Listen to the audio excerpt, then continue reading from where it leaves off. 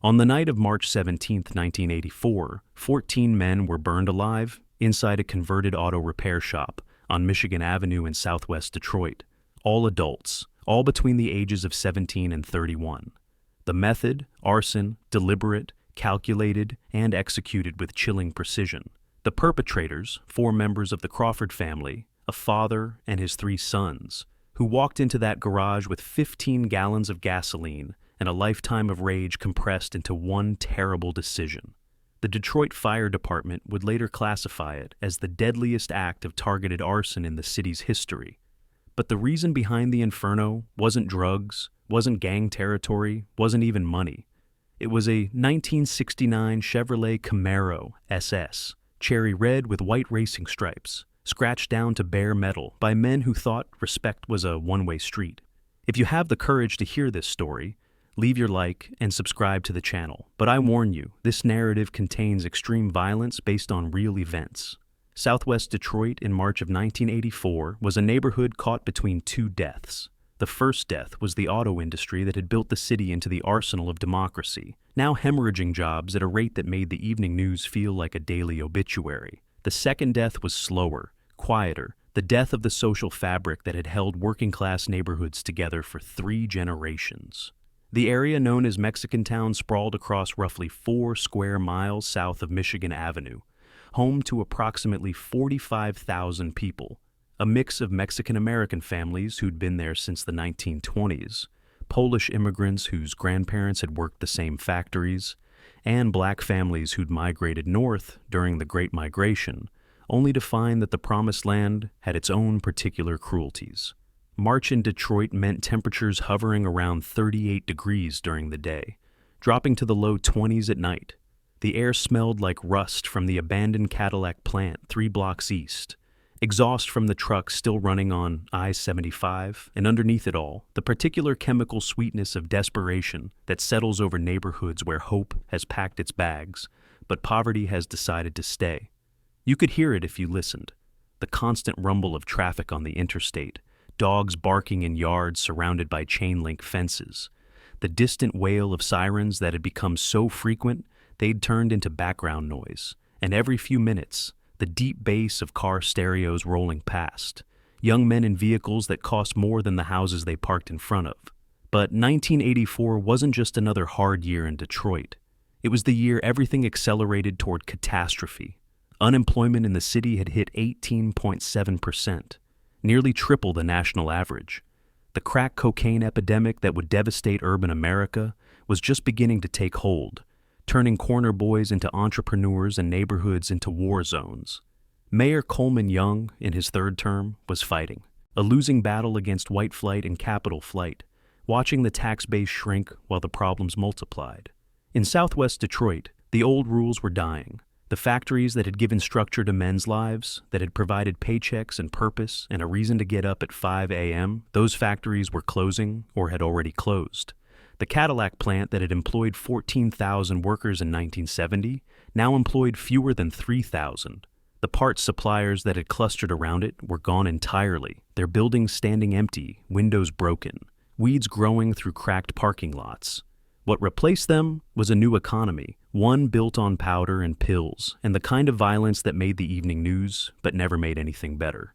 Young men who should have been learning trades from their fathers were instead learning a different kind of trade entirely. The math was simple and brutal. A corner boy could make $500 a week, more than his father had ever made at the plant. The risks were obvious, the rewards were immediate, and in a neighborhood where the future had been canceled, immediate was all that mattered.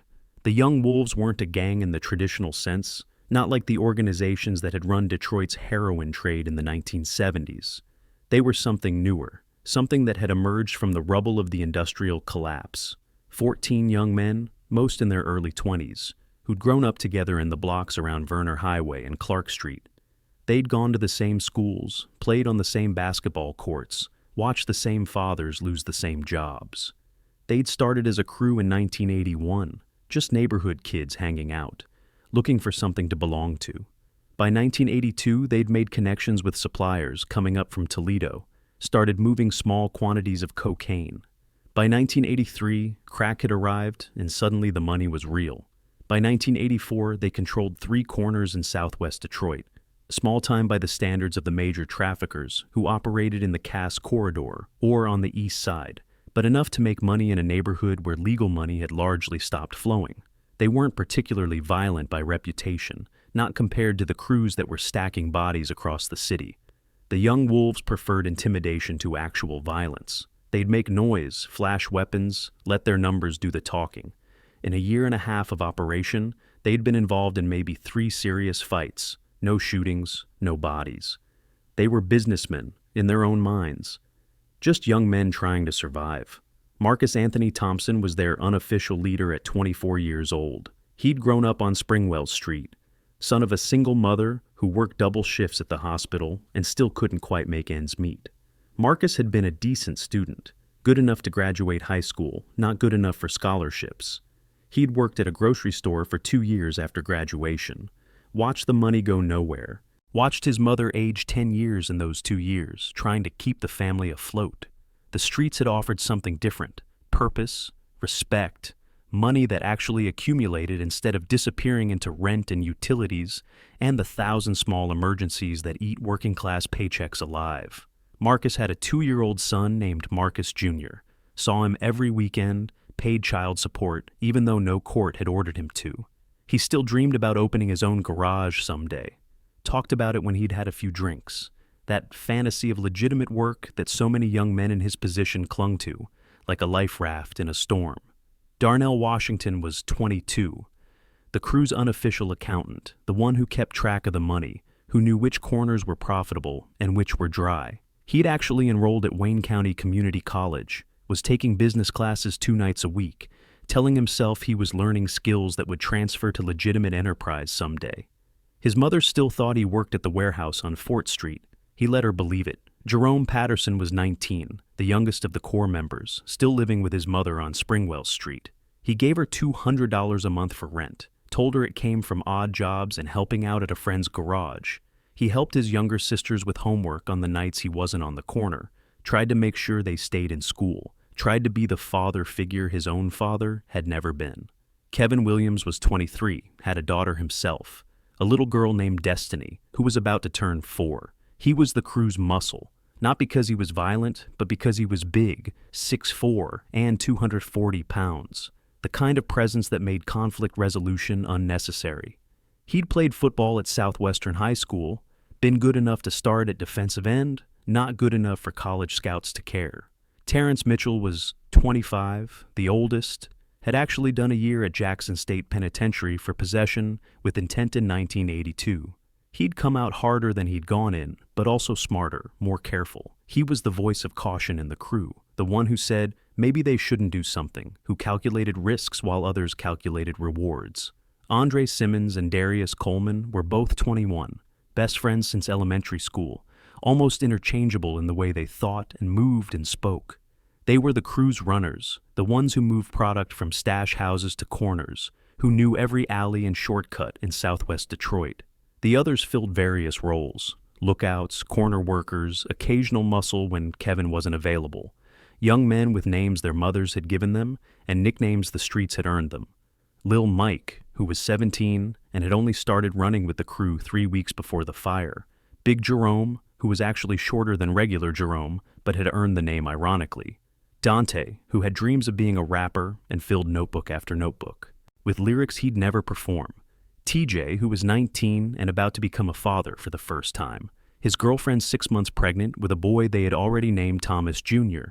These weren't monsters. They were kids, really, trapped in a city that had stopped offering legal paths to survival, making choices that would eventually lead them to a converted garage on Michigan Avenue where their lives would end in fire and screaming. They sold drugs because the alternative was selling nothing at all. They stood on corners because the factories that should have employed them had closed or moved or simply stopped hiring. They wore matching jackets because belonging to something, anything, felt better than belonging to nothing in a city that had written them off.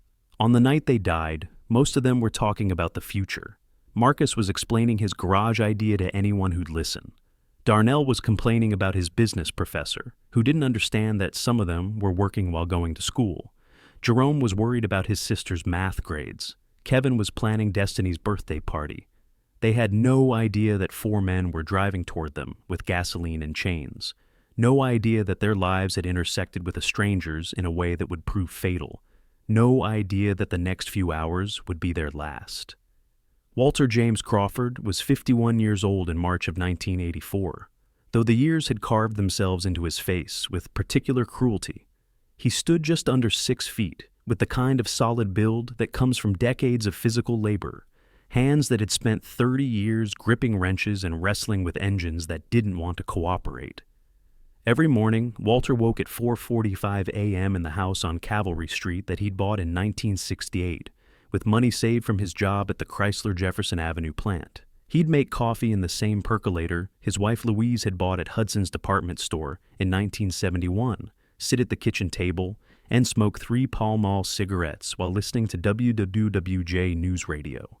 The routine hadn't varied in 15 years, not even after Louise died. Not even when the news turned relentlessly grim.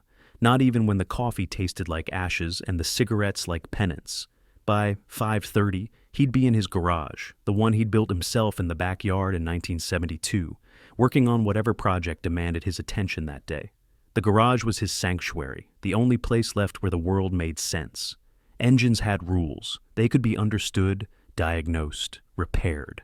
Unlike the economy, unlike the neighborhood, unlike the hollow feeling that had taken up residence in his chest since Louise stopped breathing, engines responded to effort and skill. Walter had been laid off from Chrysler in 1979, when the company nearly went bankrupt, before Lee Iacocca's famous resurrection. They'd called it a temporary layoff, promised he'd be called back when things improved. The call never came. After 23 years on the assembly line, Walter Crawford found himself at 46 years old, with a mortgage, 3 sons, and skills that nobody seemed to want anymore. The first year after the layoff had been the hardest, sending out applications that disappeared into silence, driving to job sites where the foreman took one look at his age and said, "Sorry, nothing available," watching his savings shrink while his pride eroded, coming home to Louise's worried face and pretending everything would be fine when both of them knew it wouldn't. He'd adapted the way working-class men adapt, started doing auto repair out of his garage, built a reputation in the neighborhood for honest work at fair prices. Word spread. By 1984, he was making enough to keep the house, keep the lights on, keep his family fed. Not thriving, but surviving, which in Detroit in 1984 was its own kind of victory. Walter had married Louise Marie Patterson in 1960, a June wedding at Holy Redeemer Catholic Church, both of them just 27 years old and stupid with hope. She'd been a secretary at a law firm downtown, had given that up when Raymond came along, had spent the next 22 years turning a house into a home. She'd had a way of making everything better. Bad day at work, she'd listen. Money tight, she'd stretch it. Kids acting up, she'd handle it. Louise was the reason the Crawford family functioned. She was the invisible architecture that held everything together. They'd had 3 sons.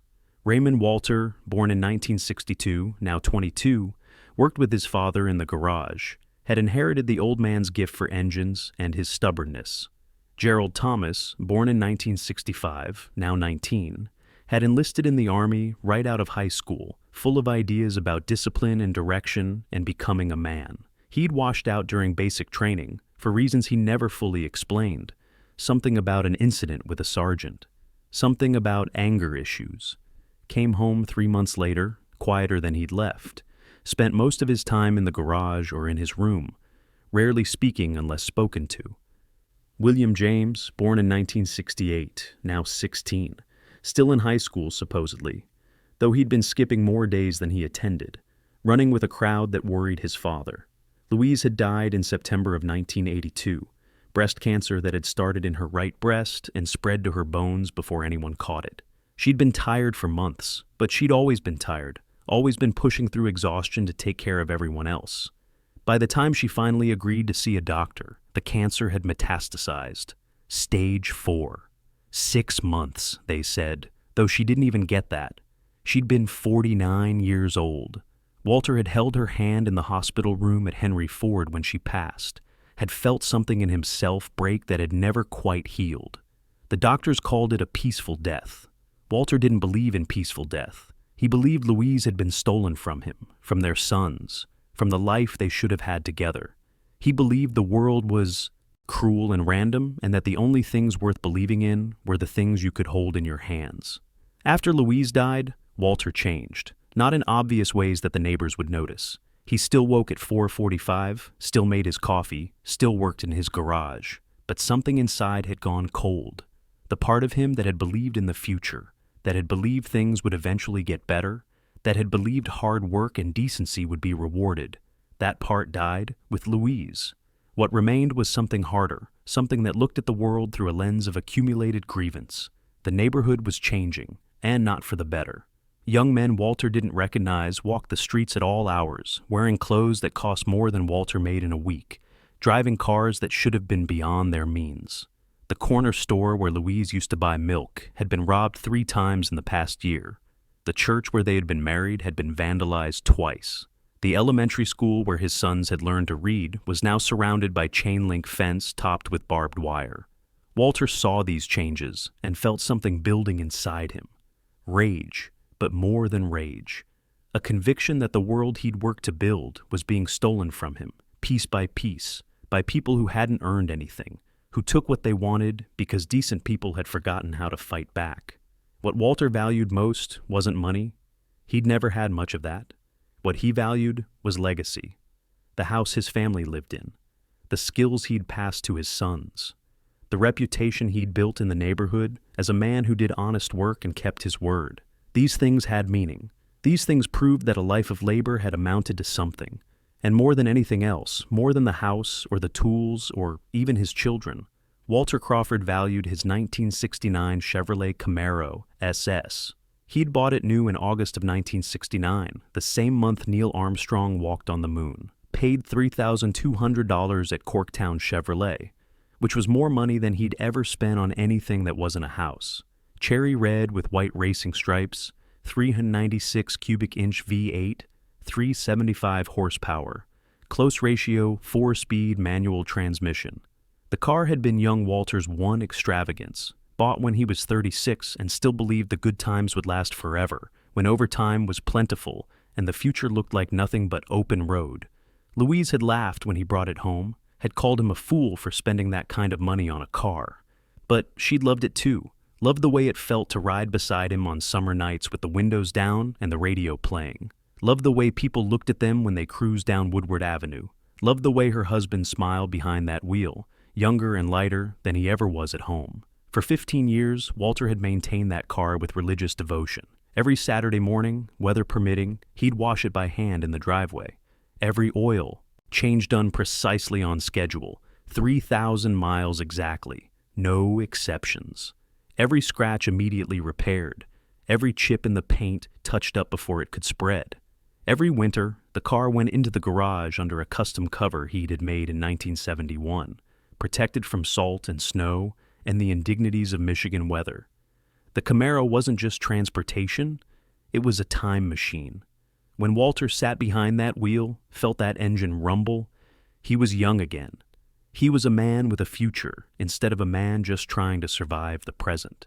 He was driving to pick up Louise for a date, or bringing Raymond home from the hospital, or teaching Gerald to drive on the empty roads outside the city.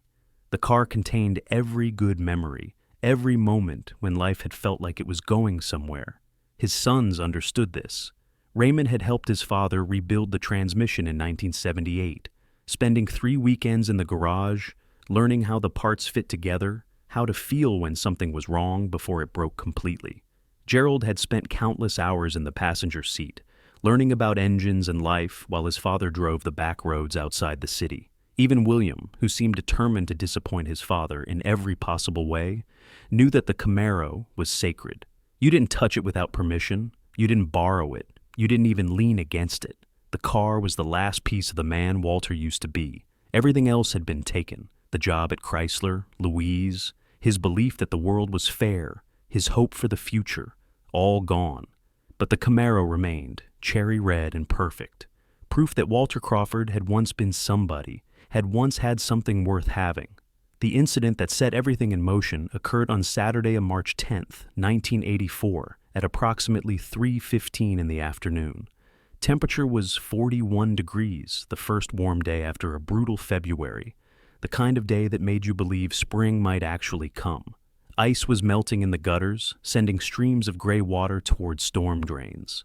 Kids were outside for the first time in weeks, their voices carrying through the air, that particular sound of children rediscovering freedom after a long winter indoors. Walter had taken the Camaro out for its first drive of the season, just a short trip to the hardware store on Verner Highway for some supplies he needed for a job. The car had started on the first try, engine turning over with a sound that still gave Walter a small thrill after 15 years. He'd driven slowly, carefully, reacquainting himself with the feel of the machine after 4 months in storage.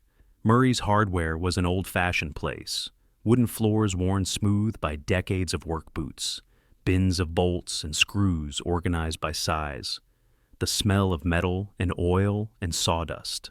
Walter had been shopping there for 20 years, knew Murray himself, knew Murray's son who ran the place now that Murray had retired. It was one of the few places in the neighborhood that still felt familiar, still felt like the Southwest Detroit Walter remembered from before. He'd been inside for maybe 15 minutes, picking up bolts for a job, a new set of socket wrenches to replace one that had finally worn out, some oil for his own vehicles. When he came out, carrying a paper bag of supplies, the sun was still bright and the air still held the promise of spring. Then he saw them. 5 young men standing around his car. 2 of them were sitting on the hood. Walter's first response was disbelief. Who would sit on a stranger's car? Who would treat someone else's property like it was public furniture? Then he recognized the jackets, black with a gray wolf head on the back, the young wolves. He walked up slowly, trying to keep his voice level. The bag of hardware suddenly felt inadequate in his hands. "Excuse me. Need you boys to get off my car." The one sitting on the hood, a kid maybe 19 or 20, looked at Walter with the kind of amusement that young men show to older men they don't respect. The look said everything. "You're old. You're irrelevant. You can't make me do anything. Your car? Old man, this car is older than me. I'm asking nicely. Please get off my car." The 5 young men exchanged looks. Something passed between them, some silent communication that excluded Walter entirely, a joke he wasn't in on, a shared understanding that this old white man in his work clothes was someone to mock, not respect. The kid on the hood slid off slowly, making a show of it, taking his time, letting Walter know that he was moving because he wanted to, not because Walter had asked.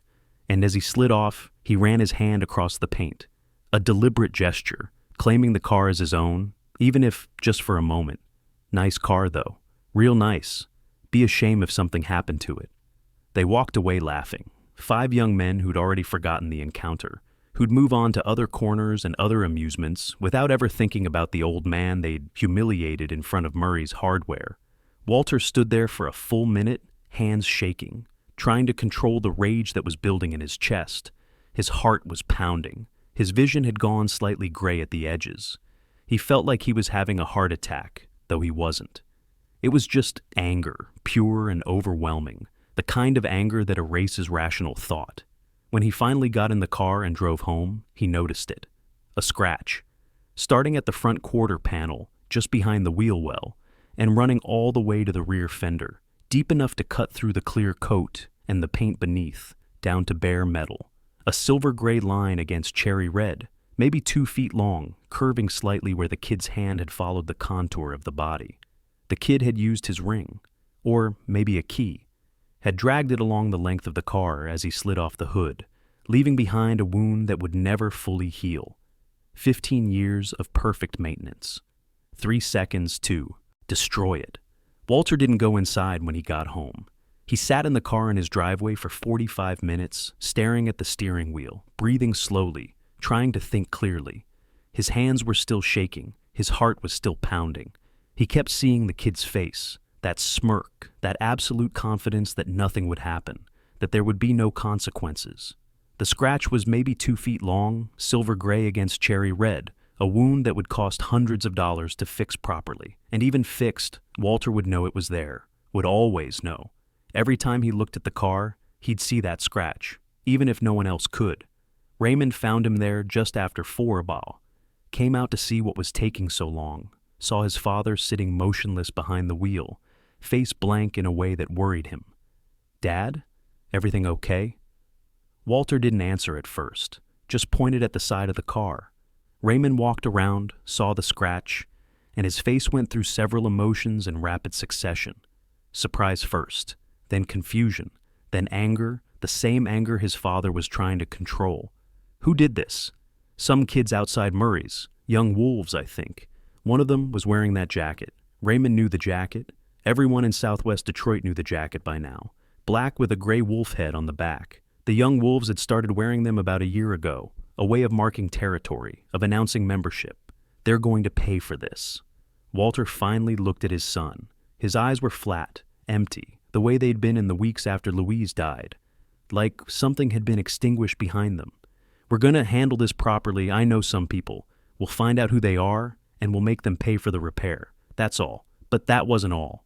Both of them knew it, even if neither said it out loud. In the economy of respect that governed working-class Detroit, a scratch wasn't just property damage. It was a statement. It was a challenge. It was a message that said, "We can do whatever we want to you, and you can't do anything about it." That night, the Crawford family gathered around the kitchen table. Walter, Raymond, Gerald, and William. The same table where Louise had served thousands of meals, where the boys had done their homework, where the family had celebrated birthdays and mourned losses, where Walter had explained to each of his sons in turn how the world worked and what was expected of men. The kitchen still smelled faintly of Louise, or maybe Walter just imagined it did. Her apron still hung on the hook by the stove. Her recipes were still taped to the inside of the cabinet doors. Her presence haunted the room, a reminder of everything that had been taken. Walter laid it out simply. What happened today. What it meant. What they were going to do about it. Gerald, the quiet one, spoke first. "You want to go to the police?" "Police won't do anything." Walter's voice was flat. "Some kid scratched a car. They'll take a report, file it somewhere, forget about it by the end of their shift. You know how it works." "So what then?" Raymond asked. "We find them, make them pay for the repair?" Walter was quiet for a long moment. The refrigerator hummed. A car passed on the street outside, bass thumping. That sound that had become the soundtrack of the changing neighborhood. "Your mother spent 22 years building this family," Walter said finally. 22 years keeping this house together, raising you boys, supporting me through every layoff and every hard time. When she died, I promised myself I'd protect what she built, that I'd make sure her sons grew up to be men people respected." He looked at each of his sons in turn. Raymond, who had his father's stubbornness. Gerald, who had come back from the army with something broken. William, who was still young enough to go either way. Those boys today, they didn't just scratch a car. They looked at me like I was nothing, like everything I've built, everything I've worked for, everything your mother sacrificed for, meant nothing. In front of everyone on that street, they made your father look like a weak old man who couldn't protect his own property. William shifted in his chair. He was 16, still half a child despite his size, caught between understanding his father's pain and recognizing that something dangerous was building in this room.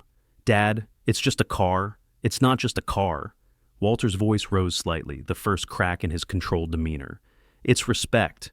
It's whether men like us still matter in this neighborhood, or whether we just accept that punks can do whatever they want to us.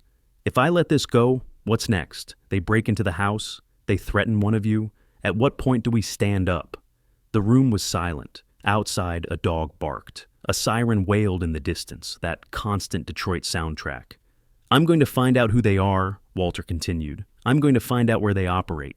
And then we're going to send a message that nobody in this neighborhood will forget. The Crawford family is not to be disrespected."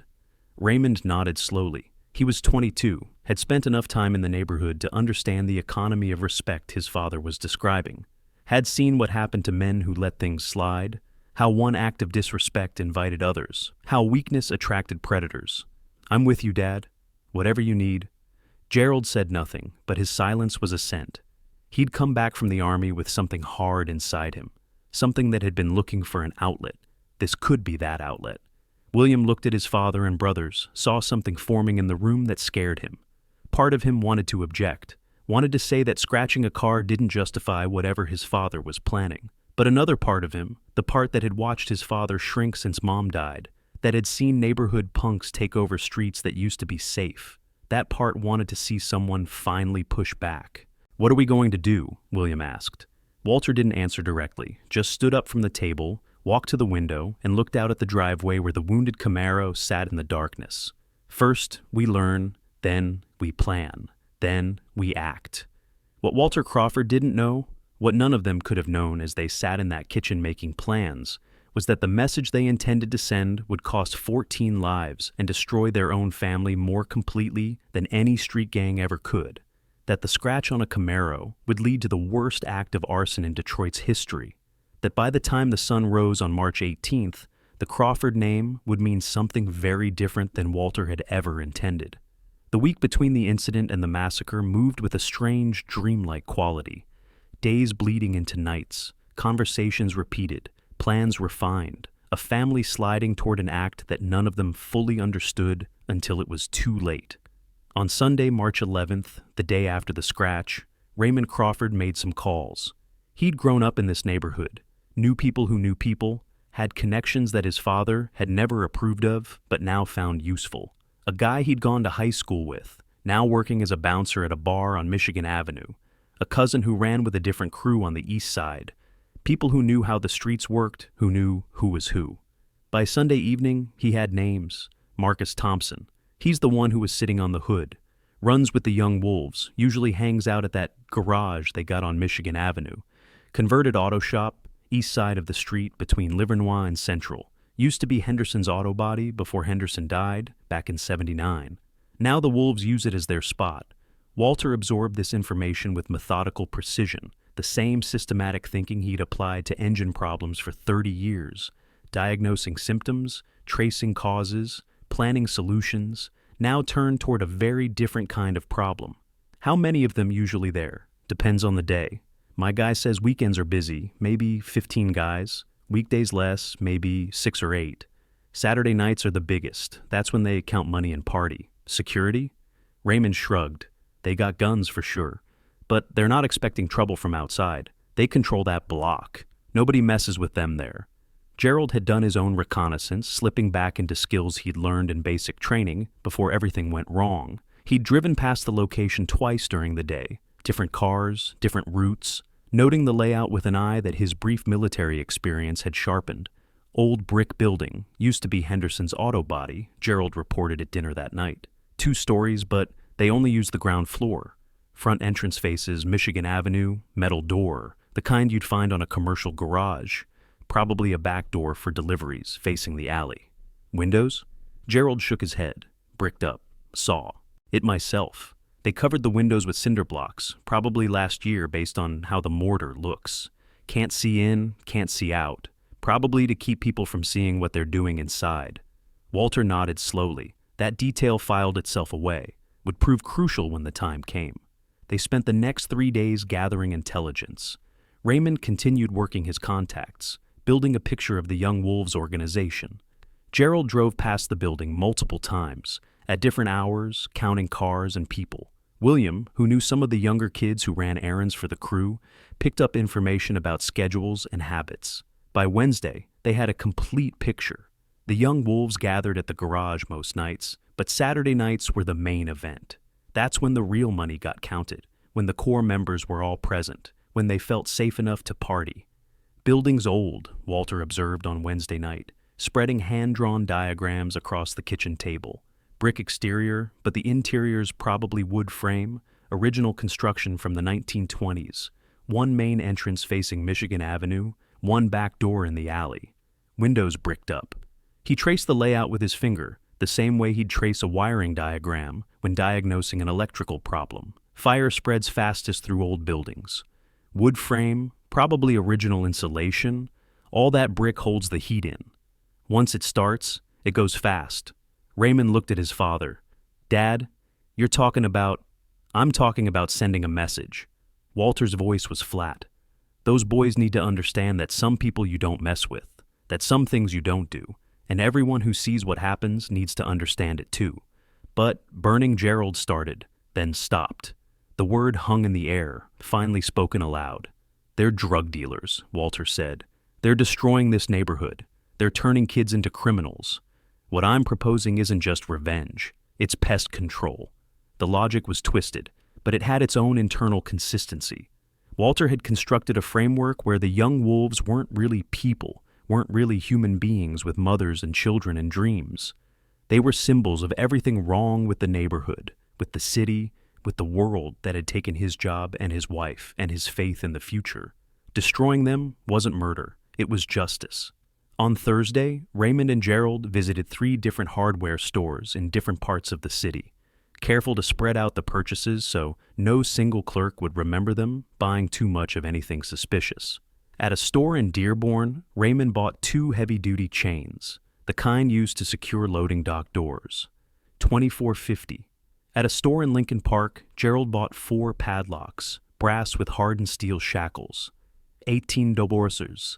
At a store in Wyandotte, Raymond bought 3 5-gallon gas containers, the red plastic kind that every garage in America had at least one, of $12.75. They paid cash for everything, used different names when clerks asked, left no paper trail, or so they thought. On Friday, Walter filled the gas containers at 3 different stations, careful never to fill more than 1 at each stop. 15 gallons total. More than enough. That evening, the Crawford family made their final preparations. The garage on Cavalry Street, Walter's sanctuary, became a staging area.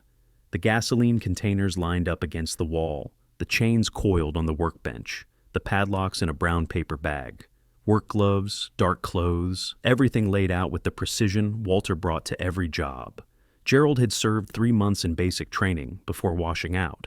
He'd learned enough to know how to plan an operation, how to think about entry and exit, how to anticipate problems before they occurred. He drew diagrams of the target building, marked the positions each person would take, rehearsed the sequence of events.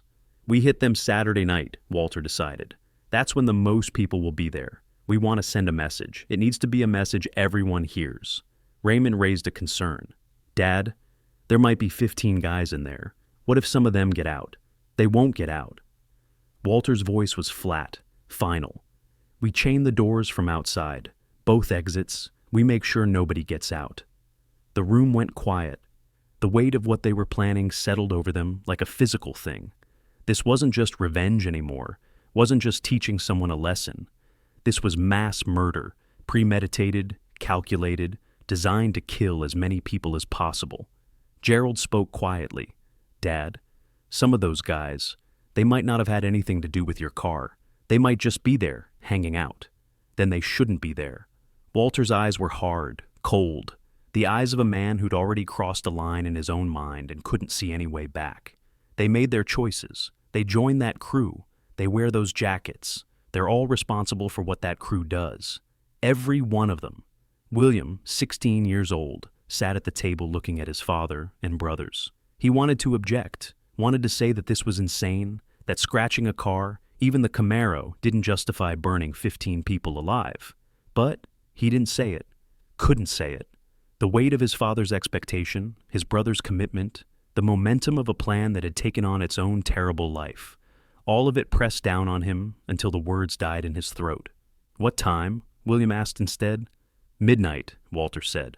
Saturday night, they'll all be there, drinking, partying, counting their money. They'll feel safe. They won't be expecting trouble. He paused, looked at each of his sons in turn. By 1 a.m. Sunday morning, everyone in Detroit will know what happens when you disrespect the Crawford family. At that moment, while the Crawford family finalized their plans in a garage on Cavalry Street, 3 miles away, in a converted auto shop on Michigan Avenue, the young wolves were having a quiet Thursday night. Marcus Thompson was teaching Lil Mike how to count money properly, how to separate the bills by denomination, how to make sure the count matched the tally. The kid was 17, had only been running with the crew for 3 weeks, still had that nervous energy that would either settle into competence or get him killed. You gotta be careful, Marcus was saying. Money's the whole point. Everything else is just getting to this part. You mess up the count, you mess up everything. Darnell Washington was in the corner with a textbook open on his lap, studying for his business exam on Monday. Principles of accounting. He was struggling with debits and credits, the logic of double-entry bookkeeping that seemed designed to confuse rather than clarify. Jerome Patterson was on the phone with his mother, assuring her that, yes, he'd be home for dinner on Sunday. That yes, he remembered his sister's birthday was coming up. That yes, he was being careful. Kevin Williams was playing cards with Terrence Mitchell, the two of them arguing good-naturedly about whether the Pistons had a shot at the playoffs this year. Normal night, normal activities.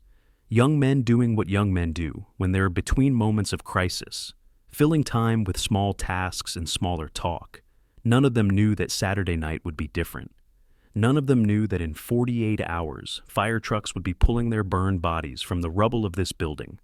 None of them knew that somewhere across the city, a man was planning their deaths over a scratch on a car. Saturday, March 17th, 1984, St. Patrick's Day. Temperature dropped to 29 degrees by nightfall, winter's last gasp before spring finally took hold. The sky was clear, stars visible despite the city lights, the kind of night that made you believe in the vastness of the universe and the smallness of human concerns. The Crawford family ate an early dinner, a quiet meal of meatloaf and mashed potatoes, the kind of thing Louise used to make every Saturday. Walter had cooked it himself, following her recipe card, trying to recreate a taste that couldn't be recreated. Nobody talked much during dinner. They were past talking. The plan had been discussed and refined and finalized. What remained was just the doing of it. At 9:30 p.m., they began loading the truck, Walter's red Ford F-150, the work truck he used for his repair business, now carrying a different kind of cargo.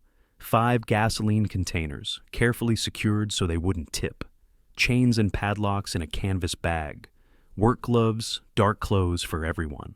The neighborhood was quiet. Lights on in some houses, television glow flickering behind curtains. Somewhere a dog barked. The smell of wood smoke from someone's fireplace mixed with the ever-present industrial smell that Detroit could never quite shake. Raymond checked the supplies one final time. Confirmed the chains were the right length, confirmed the padlocks, worked, confirmed the gasoline containers were full. Gerald did a last review of the plan, walking through the sequence of events in his head. Approach from the west, park 2 blocks away, move on foot. Raymond takes the front door, Gerald takes the back. William helps with the gas, Dad lights it. William stood by the truck, hands in his pockets, watching his father and brothers work. He was 16 years old, about to participate in the murder of 14 people, and some part of his mind still couldn't quite believe it was happening. This was the kind of thing you saw in movies, not something that happened in real life, not something that your own father planned in your own kitchen. At 10:30 p.m., they climbed into the truck, Walter driving, Raymond in the passenger seat, Gerald and William in the back of the cab. Walter turned the key. The engine caught on the first try. He pulled out of the driveway slowly, carefully, like he was just going for a Sunday drive. Nobody waved goodbye. Nobody looked back at the house on Cavalry Street. They were past that now, past the point where normal gestures meant anything. They drove through the neighborhood they'd known their whole lives, past the elementary school where the boys had learned to read, past the church where Walter and Louise had been married, where all 3 sons had been baptized, past Murray's Hardware, where 1 week ago everything had changed. The streets were mostly empty. Saturday night in Southwest Detroit meant people were either out partying in other neighborhoods or staying inside where it was safe. The few cars they passed paid no attention to a pickup truck heading south on Cavalry. They parked on a side street 2 blocks from the target at 11:15 p.m. A residential block, quiet, dark. Most of the houses showed no lights. The kind of street where nobody was watching, where nobody would remember a truck that sat there for half an hour. Walter killed the engine. The sudden silence felt enormous. For 15 minutes, nobody spoke. They just sat there, breathing, waiting, each man alone with his thoughts. Walter thought about Louise, about the life they'd built together, about the car he'd bought the same month Armstrong walked on the moon, about 15 years of care and maintenance destroyed in 3 seconds by a punk with a ring on his finger. Raymond thought about the guys he'd known growing up who'd joined crews, ended up dead or in prison. Thought about how he'd avoided that path, how he'd chosen honest work with his father instead. Thought about how what they were about to do would change everything. Gerald thought about basic training, about the sergeant who'd pushed him too far, about the moment when he'd snapped and lost control. That same feeling was building now, that pressure behind his eyes, that heat in his chest. William thought about his mother, about how she'd be ashamed if she could see what they were about to do, about how disappointed she'd be in all of them. He pushed the thought away, buried it deep, tried to focus on what his father expected. At 11:47 p.m., Walter spoke for the first time since they'd left Cavalry Street. Remember what they took from us. Remember your mother, everything she built. Remember that these people think they can do whatever they want, and nobody will stop them. He paused, looked at each of his sons in turn. Tonight, we stop them. He opened the door. The cold night air rushed in, sharp and clean. The others followed. They moved through the darkness like shadows, each man carrying his assigned load. Raymond and Gerald handled the gasoline, 2 containers each. William carried the chains and padlocks in the canvas bag. Walter carried the last container of gas and the Zippo lighter he'd had since Vietnam, the one with the 25th Infantry Division insignia that had survived 2 tours and 20 years of peacetime. The night was quiet. No traffic on Michigan Avenue at this hour. The only sounds were their footsteps on the pavement and their breathing, visible in the cold air. The building loomed ahead of them, dark and solid. Old brick, 2 stories. The windows bricked up just like Gerald had described. Light leaked through cracks where the cinder blocks didn't quite seal, and they could hear music inside. Muffled bass, the sound of voices and laughter. The young wolves were having a party. Saturday night, money counted, good times rolling. They had no idea what was coming. Walter approached the front entrance first. Heavy metal door, the kind you'd find on a commercial garage. The building had been Henderson's auto body for 40 years before Henderson died. Now it was something else, but the bones were the same. He pressed his ear against the door, could hear voices clearly now. Multiple conversations overlapping, laughter, someone arguing about something. The specific words lost, but the tone unmistakable. Music playing, something with heavy bass that made the door vibrate slightly. Walter held up 3 fingers to his sons, the signal they had agreed on. Waited until they were in position. Raymond moved to the front door, chain in hand. Gerald circled around to the back of the building, moving through the alley, finding the delivery door exactly where the reconnaissance had said it would be. William stood ready with the gasoline containers, positioned at the corner of the building where he could move in either direction. Walter waited, counting seconds, giving everyone time to get in place. Then he dropped his hand. Now. The operation took less than 3 minutes.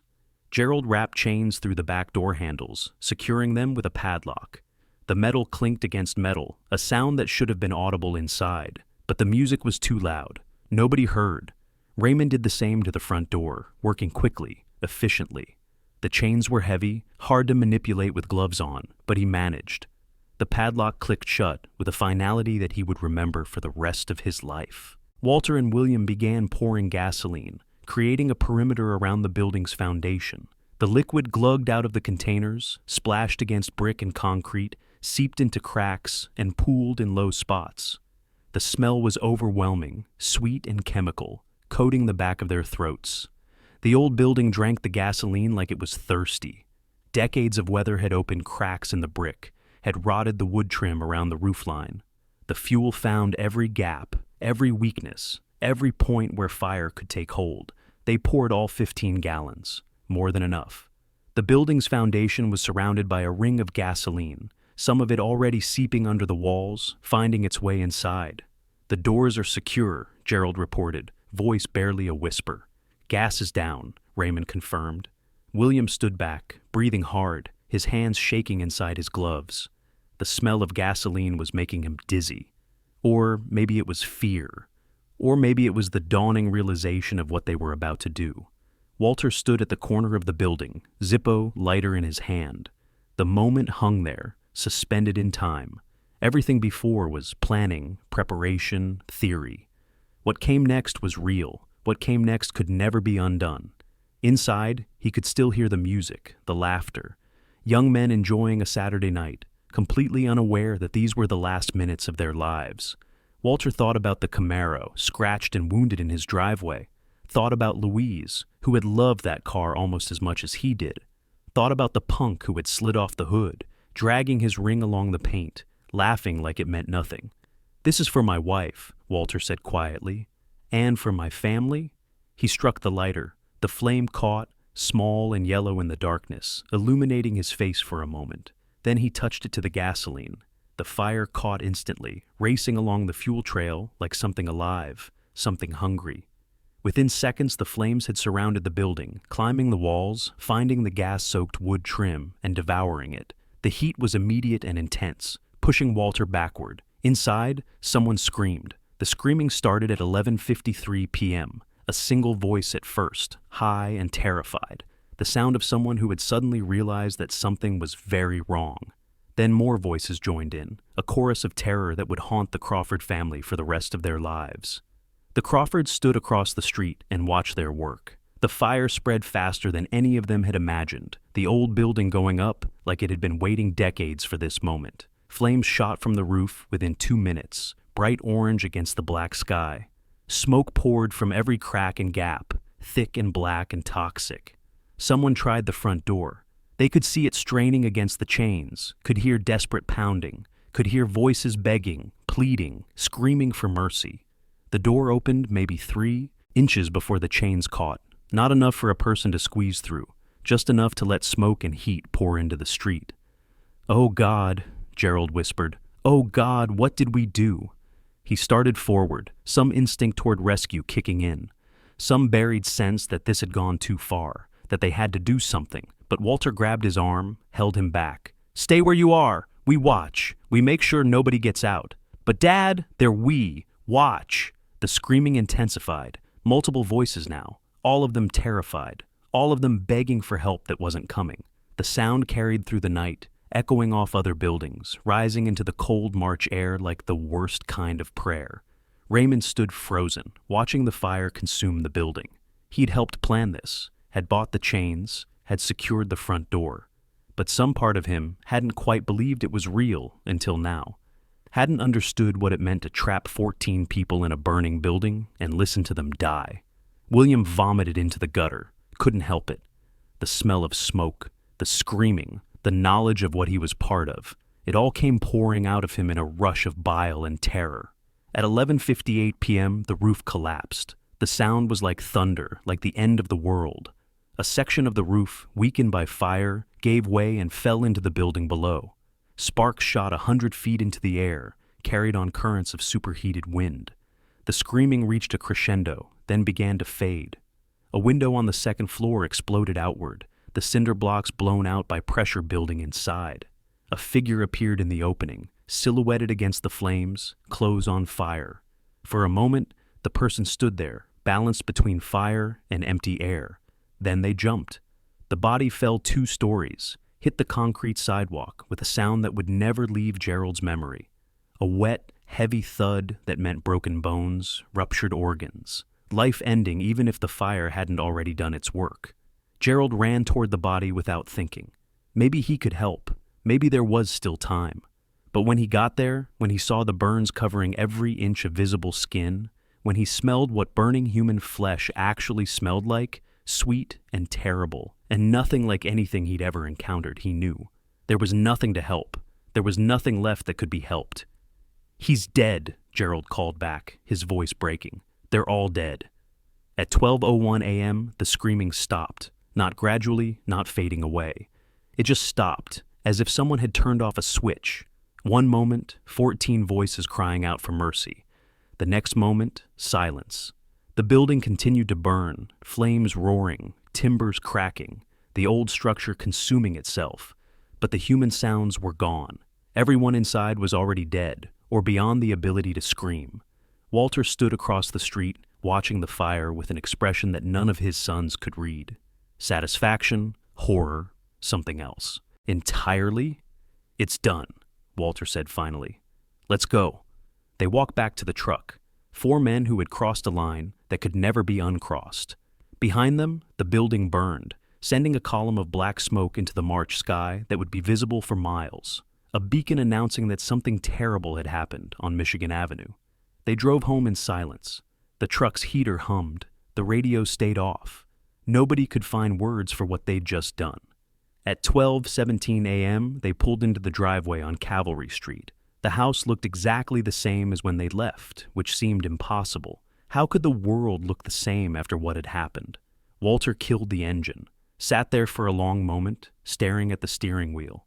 "Go inside," he said finally, "clean up, burn the gloves and clothes, then go to bed." Dad Raymond started, Go inside. They went inside. They cleaned up. They burned the evidence in the fireplace, the smell of burning fabric mixing with the smell of smoke that still clung to their hair and skin. Walter sat at the kitchen table, alone, drinking coffee from Louise's percolator.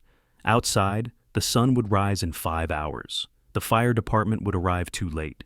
The police would start their investigation. The world would learn what the Crawford family had done. But for now, in the quiet darkness of his kitchen, Walter Crawford sat and drank his coffee and tried to remember why this had seemed like a good idea. The scratch on the Camaro was still there, would always be there. And now, 14 families would carry their own scratches, wounds that would never heal, losses that would never be recovered. Was it worth it? Walter couldn't answer that question, couldn't even fully form it in his mind. He just sat and drank his coffee and waited for the dawn to bring whatever it was going to bring. At 6:47 a.m. on Sunday, March 18, 1984, the sun rose over Detroit, illuminating a crime scene that would shock even a city accustomed to violence. Fire Captain Thomas O'Brien had been with the Detroit Fire Department for 23 years. He'd worked the 1967 riots, had seen arson on a scale most people couldn't imagine, had pulled more bodies from burned buildings than he could count. But walking through the charred remains of the building on Michigan Avenue, stepping over twisted metal and collapsed beams, smelling what 3 hours of fire had done to human flesh, he had to step outside and vomit into the gutter. It took him a full minute to compose himself. In 23 years, he'd never done that. Never let a scene get to him. But this was different. 14. His voice was hollow when he reported to the scene commander. 14 bodies that I can see. Could be more under the debris. Building was chained from outside. They couldn't get out. The building was still smoldering, hot spots flaring up every few minutes, requiring constant water application. The structure had collapsed almost completely. The old brick walls standing, but the interior gutted. Nothing left but ash and charred timbers and the remains of 14 young men. By 8 a.m., Detroit Police Homicide had taken over the investigation. Detective Marcus Williams, senior investigator with the Major Crimes Unit, arrived at 8:15 and immediately understood the magnitude of what he was looking at.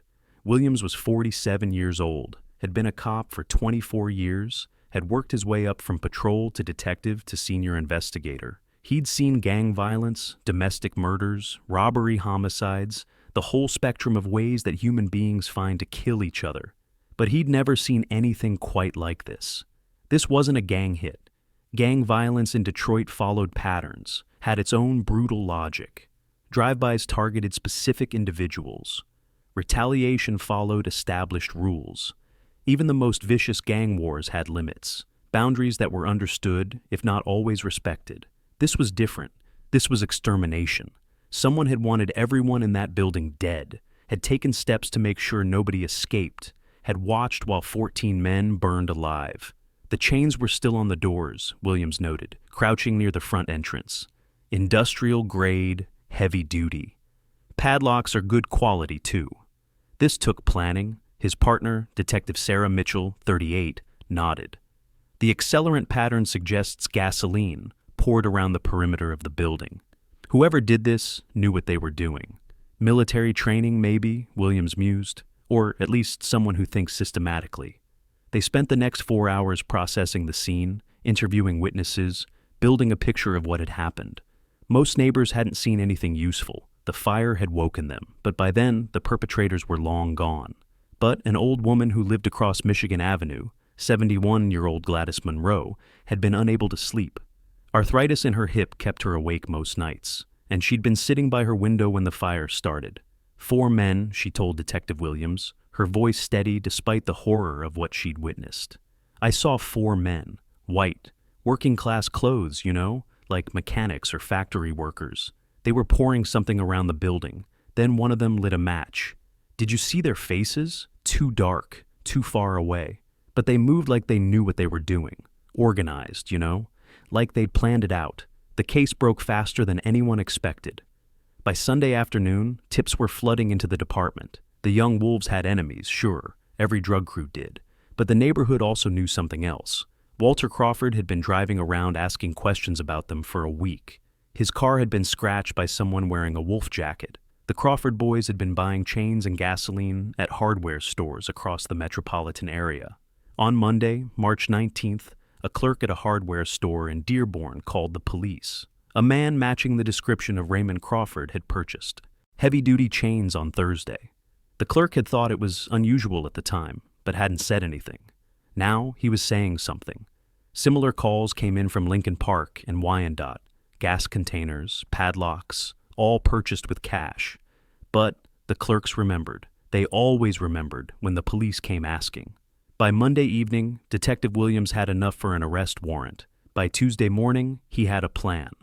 On Tuesday, March 20th, Detective Williams drove to Cavalry Street with 4 patrol cars as backup. He found Walter Crawford in his garage, working on a customer's transmission, hands covered in grease, face calm, as if nothing had happened.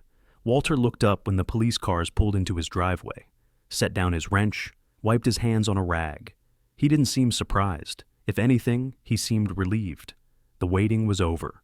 Walter James Crawford, you're under arrest for 14 counts of first-degree murder and arson. Walter nodded slowly. I suppose you found witnesses. We found enough. Where are your sons, Mr. Crawford? Inside.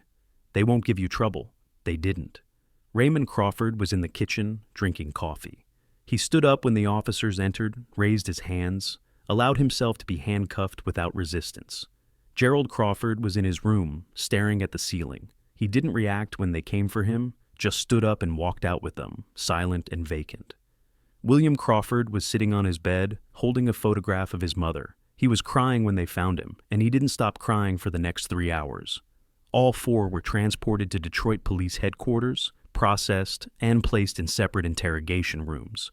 Walter confessed first. Not because he was broken or overwhelmed, but because he wanted the world to understand why he'd done what he'd done. They scratched my car. His voice was calm, almost conversational, as if he were explaining a repair to a customer. My 1969 Camaro SS. I bought that car the same month we landed on the moon, maintained it for 15 years, and those punks scratched it like it was nothing. Looked at me like I was nothing. Detective Williams kept his voice neutral. And that justified killing 14 people? It wasn't about the car. Walter leaned forward, his eyes intense, needing the detective to understand.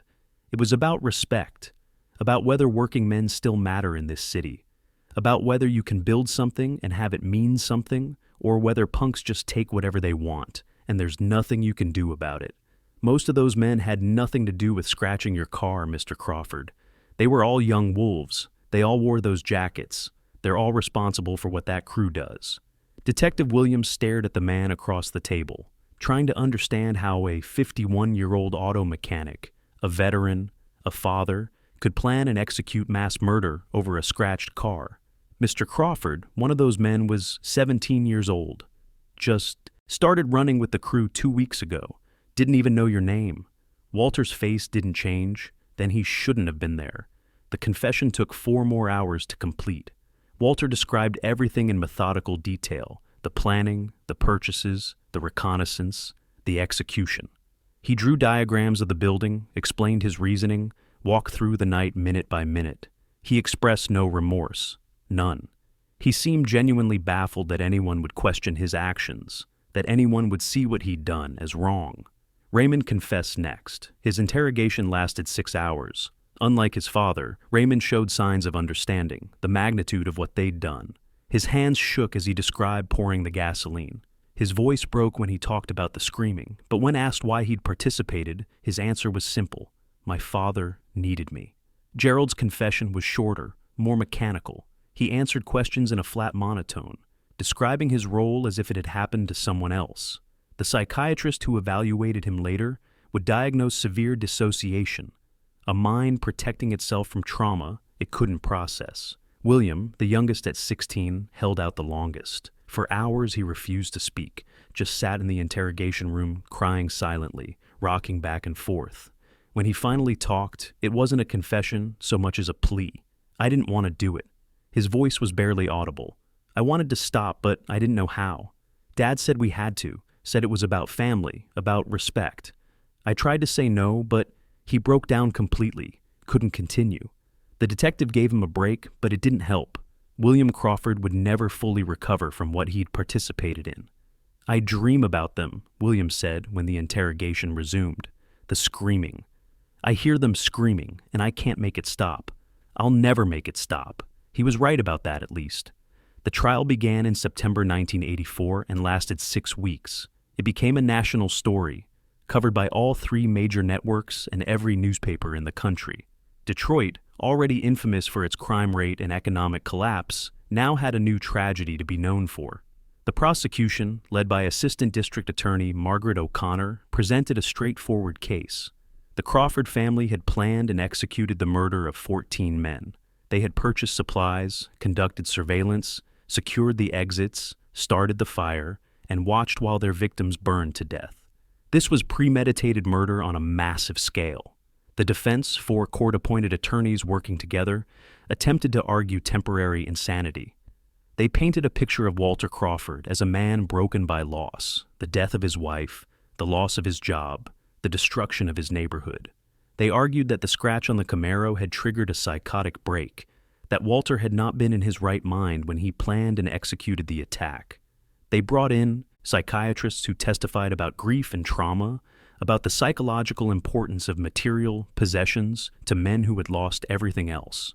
They described the cultural significance of cars in working-class Detroit, how a man's vehicle could represent his identity, his success, his place in the world. The prosecution demolished these arguments systematically. "This wasn't a crime of passion," Margaret O'Connor told the jury in her closing argument. "The defense wants you to believe that Walter Crawford snapped, that he lost control, that he didn't know what he was doing. But the evidence tells a different story." She walked the jury through the timeline. 1 week of planning, multiple trips to hardware stores in different cities, detailed reconnaissance of the target building, careful coordination among 4 people. "Does that sound like a man who lost control?" O'Connor asked. "Does that sound like temporary insanity? Or does it sound like exactly what it was, premeditated mass murder, planned and executed with military precision?" She paused, letting the words sink in. 14 men died in that fire, 14 sons, 14 brothers. Some of them were fathers. One of them was about to become a father, his girlfriend 6 months pregnant. She showed the jury photos of the victims, one by one, living photos, smiling photos, photos that showed them as human beings rather than charred remains. Marcus Thompson, 24, who was saving money to open a legitimate business. Darnell Washington, 22, who was taking college classes.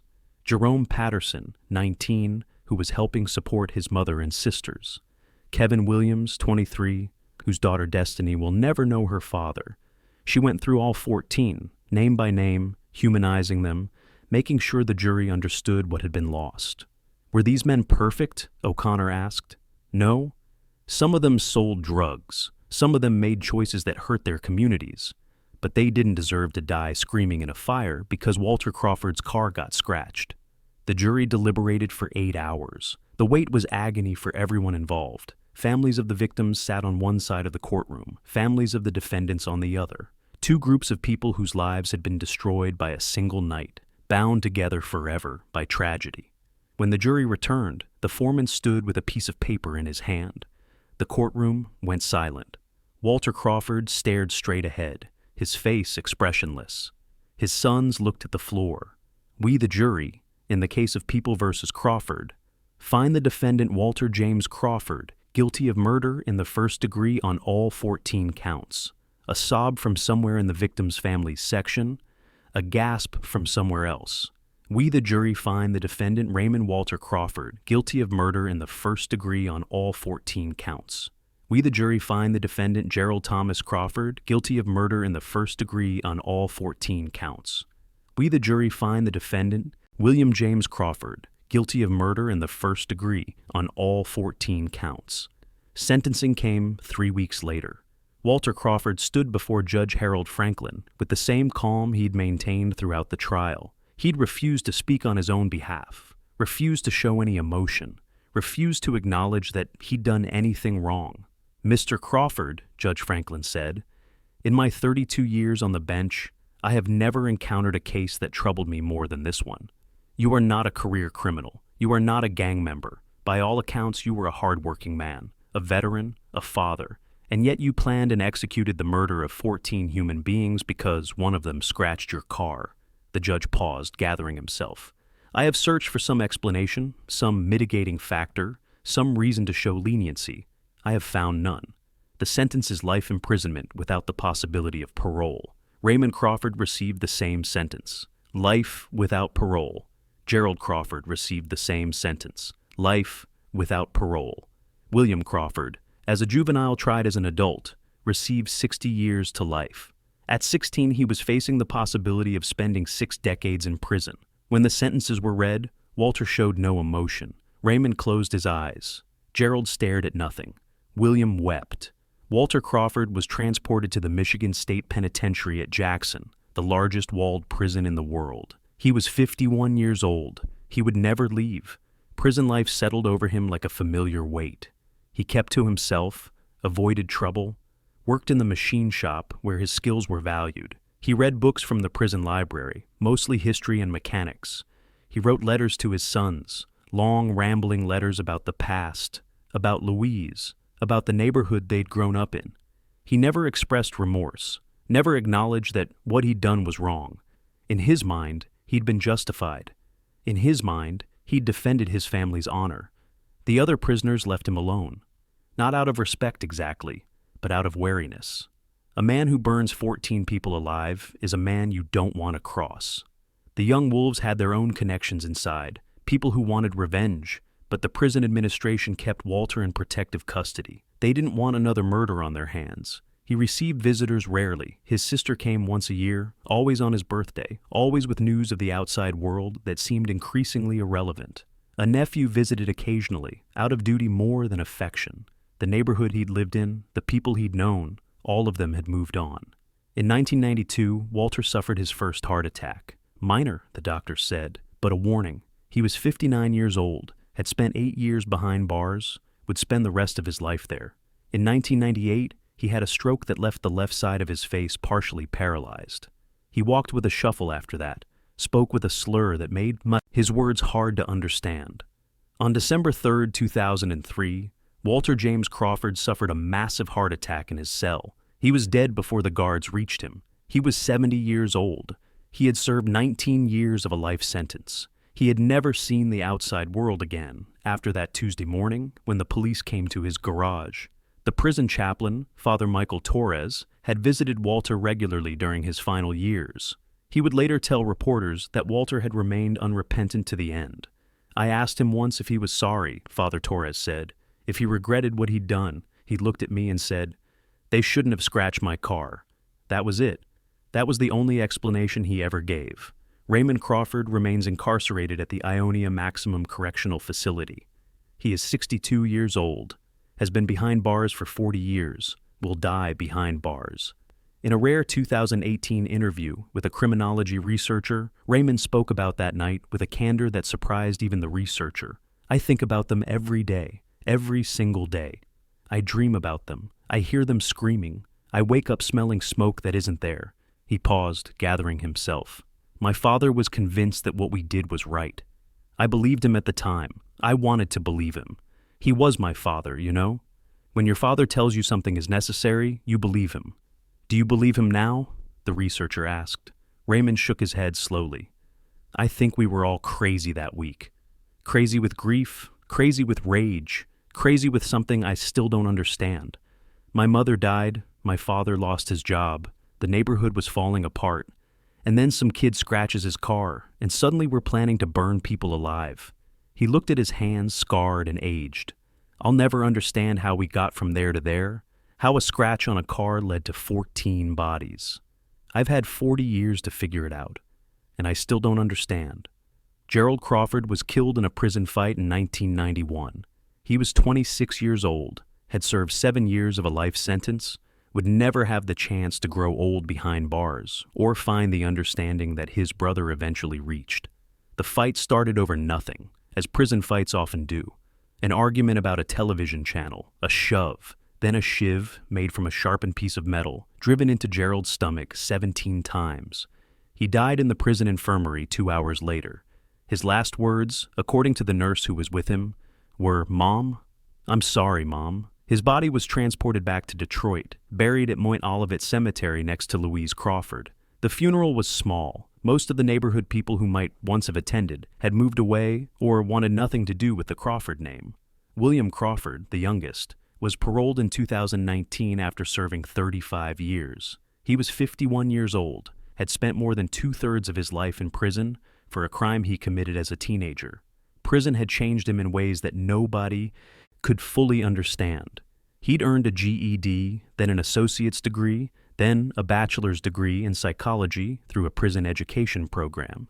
He'd become a model prisoner, counseling younger inmates, trying to steer them away from the paths that had led to their incarceration. But the trauma never left him. He still dreamed about the fire, still heard the screaming, still woke up in cold sweats, smelling smoke, feeling the heat of flames that had burned out 40 years ago. He was denied parole 4 times before finally being released. Each time, the parole board cited the severity of his crime, the number of victims, the brutality of the method. Each time, William accepted the decision and went back to his cell, back to his routine, back to waiting. When he was finally released, he didn't know what to do with freedom. The world had changed beyond recognition. The Detroit he'd left behind was gone, replaced by something both worse and better. The neighborhood where he'd grown up was mostly empty lots and abandoned buildings now. The house on Cavalry Street had been torn down in 1995. He lives in a halfway house in Grand Rapids now, 150 miles from Detroit. He works at a car wash, the irony of which is not lost on him. He attends therapy twice a week, group sessions with other long-term parolees struggling to adjust to a world that moved on without them. He has never returned to Detroit, never visited his parents' graves, never contacted any of the victims' families, though he thinks about them every day. "I was 16, William says in the rare interviews he grants. "I was a child. I didn't understand what we were doing. I didn't have the courage to stop it." He pauses, choosing words carefully. "But that doesn't excuse what I did. Those men are still dead. Their families are still destroyed. I carry that weight, and I'll carry it until I die. That's the least I owe them." The families of the 14 victims scattered across the country, unable to remain in a city that reminded them daily of what they'd lost. Dorothy Thompson, Marcus's mother, moved to Atlanta with her grandson, Marcus Jr., in 1986. She raised him, told him about his father, made sure he understood that Marcus had been trying to get out of the life when he died, that he'd had dreams of legitimate business, that he'd loved his son more than anything in the world. Marcus Jr. is 42 now, works as an accountant in Atlanta, has 2 children of his own. He named his son Marcus III, keeping the family name alive, keeping his father's memory alive in the only way he knew how. "I never met my father," Marcus Jr. says. "He was killed when I was 2.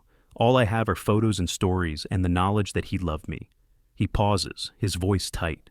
"Sometimes I'm angry at him for being there that night, for being part of that crew, for putting himself in that position. But mostly I'm just sad. Sad that I never got to know him. Sad that he never got to know me." Darnell Washington's mother, Patricia, stayed in southwest Detroit until her death in 2007.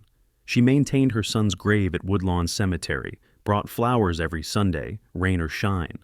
She told anyone who would listen that Darnell had been taking college classes, that he'd had plans, that he'd been trying to build something better. Jerome Patterson's mother, Sandra, raised her younger daughters alone after Jerome's death. She worked double shifts at the hospital, the same hospital where she'd worked when Jerome was alive, giving her money every month that she no longer received. The girls grew up, graduated high school, went to college, built lives that Jerome would have been proud of. But his absence was always there, a hole in the family that could never be filled. Kevin Williams' daughter Destiny is 43 now. She was 3 years old when her father died, barely old enough to remember him. She has a photo on her desk at work, Kevin holding her as a baby, both of them smiling. "I don't remember him," Destiny says, "but I know him from stories. I know he loved me. I know he was trying to do better." She pauses. The worst part is the what-ifs. What if he'd gotten out of the game? What if he'd lived to see me grow up? What if I'd had a father instead of a ghost? TJ's son, Thomas Jr., was born 3 months after his father died. His mother, Angela, was alone at the hospital. No father pacing in the waiting room. No celebration when the baby arrived. Thomas is 40 now, lives in Chicago, works as a paralegal. He never met his father, never will. All he has is a name and a grave, and the knowledge that his father died in a fire before he was born. I think about him sometimes, Thomas says. Wonder what he would have been like. Wonder if he would have been a good dad. I'll never know. Walter Crawford took that possibility away from me before I even existed. The building on Michigan Avenue was demolished in 1985. The city wanted the reminder gone, wanted the lot cleared, wanted to move on. Today it's a parking lot for a grocery store. No memorial, no marker, no indication that 14 men burned to death there on a Saturday night in March 1984. The neighborhood has changed and changed again. Gentrification has brought coffee shops and craft breweries to some blocks. Abandonment has brought empty lots and boarded up houses to others. The Southwest Detroit of 1984 is gone, replaced by something different, neither better nor worse, just different. But old-timers remember, in bars and barbershops and church basements, the story gets told and retold. The Crawford Massacre, they call it. The night when a man burned 14 people alive because somebody scratched his car. Some tell it as a cautionary tale. See what happens when you let rage consume you. Some tell it as a story about respect. See what happens when you push a man too far. Some tell it as a tragedy. See how the collapse of the economy and the death of hope can twist ordinary men into monsters? All the versions are true. None of them are complete. 40 years have passed since that March night. Detroit hasn't healed. The city has evolved, adapted, declared bankruptcy and emerged from it, lost population and attracted new residents, struggled and survived the way it always has. The auto industry came back, sort of. Not the way it was, with union jobs that paid middle-class wages and benefits, but in new forms, with fewer workers and more robots and a different relationship between labor and capital. The crack epidemic faded, replaced by opioids, replaced by whatever comes next in the endless cycle of addiction and despair that afflicts communities where hope is in short supply. Young men still make choices that lead them to corners where opportunities are measured in grams and consequences come in calibers. Old men still watch their neighborhoods change around them, still feel the resentment that comes from being displaced, still wonder when someone is going to do something about it. Every year, somewhere in America, someone decides that the law has failed them.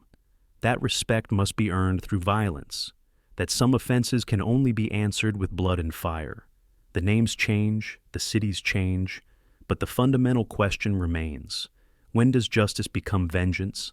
When does protecting your family become destroying someone else's? When does a scratched Camaro justify 14 deaths?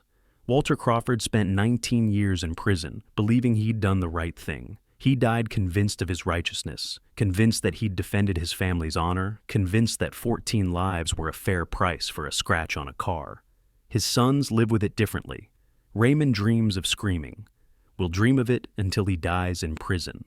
William works at a car wash in Grand Rapids and tries to build a life worth living from the ashes of the one he helped destroy. The young wolves weren't innocent. They sold drugs. They made choices that put them on a path toward violence. But they were also sons and fathers and brothers. Young men with dreams that died in a burning building because one of them scratched a car and laughed about it. There are no heroes in this story. Just fathers trying to protect what's theirs, sons trying to build futures, and a city so broken that both paths led to the same burning end. If this story made you think about justice, revenge, and the price we pay when ordinary men decide that respect is worth killing for, leave your like and share this video. Subscribe to this channel for more true stories that challenge what we think we know about right and wrong, about honor and violence, about how far people will go when they feel they have nothing left to lose. Comment below. Where do you draw the line between standing up for yourself and becoming a monster? What would you have done if someone destroyed the last thing connecting you to everything you'd lost? Because these stories aren't just history. They're happening right now, somewhere in a forgotten neighborhood where pride runs hot and gasoline is cheap. The names change, but the fire burns the same. Until next time, remember, the monsters we fear aren't always born that way. Sometimes they're made, one scratch, one insult, one moment of disrespect at a time. And sometimes, by the time we realize we've become what we hated most, There's nothing left but ashes and the screaming that never quite stops.